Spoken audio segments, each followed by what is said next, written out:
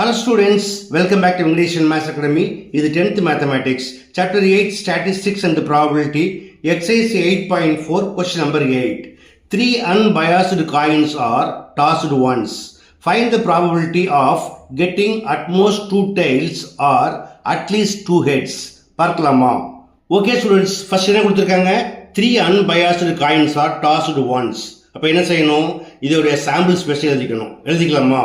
When 3 coins are tossed, then sample space S equal to head, head, head, head, head, tail, head, tail, head, tail, head, head. அடுத்ததா இதையே கொஞ்சம் மாற்றி எழுதிக்கலாமா? அதாவது head எல்லாம் டெய்லாக போடுங்க, டெய்லாம் ஹெட்டாக மாற்றுங்க. ஸோ இங்கேயும் ஸ்டார்ட் பண்ணுங்க. H TT THT, TTH and TTT. Therefore, N of S equal to 8. Okay. அடுத்ததா ஈவெண்ட். ஈவெண்ட் எப்படி கொடுத்துருக்காங்க? எய்தர் ஆர் மெத்தடில் கொடுத்துருக்காங்க. அதில் ஃபர்ஸ்ட் ஈவெண்ட் என்னது? At most 2 tails. இதற்கு என்ன அர்த்தம்? Maximum 2 tails. அப்போ எப்படி எடுத்துக்குவாங்க இதை? 2 tails and less than 2 tails.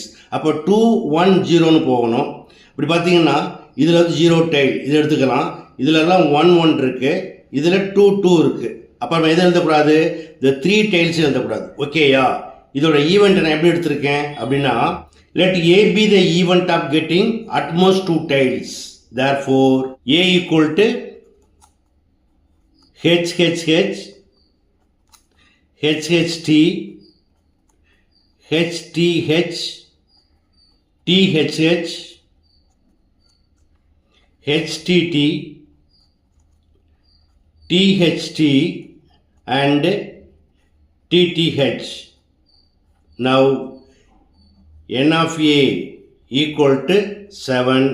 Therefore, probability P of A equal to N of A by N of S equal to 7 by 8.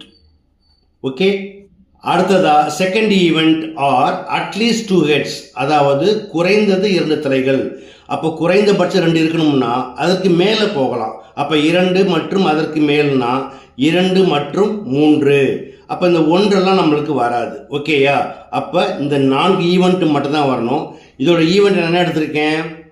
Let B be the event of getting at least 2 heads. Therefore, B equal to head, head, head, head, head, tail, head, tail, head, and tail, head, head. Therefore, N of B equal to 4. Therefore, probability P of B equal to N of B by N of S equal to 4 by 8. அடுத்ததா இது போல either R event கொடுத்துருந்தாங்கன்னா என்ன check பண்ணுவாங்க? Event A and B are mutually exclusive or நாட்னு பார்ப்பாங்க. அதாவது ஏக்கும் பிக்கு இன்டர்செக்ஷன் இருக்கான்னு பார்ப்பாங்க. பார்க்கலாமா? இப்போ ஈவெண்ட் ஏயில் பாருங்கள், இந்த ஃபஸ்ட்டு 4மே ஈவெண்ட் பியில் இருக்கும் இல்லையா?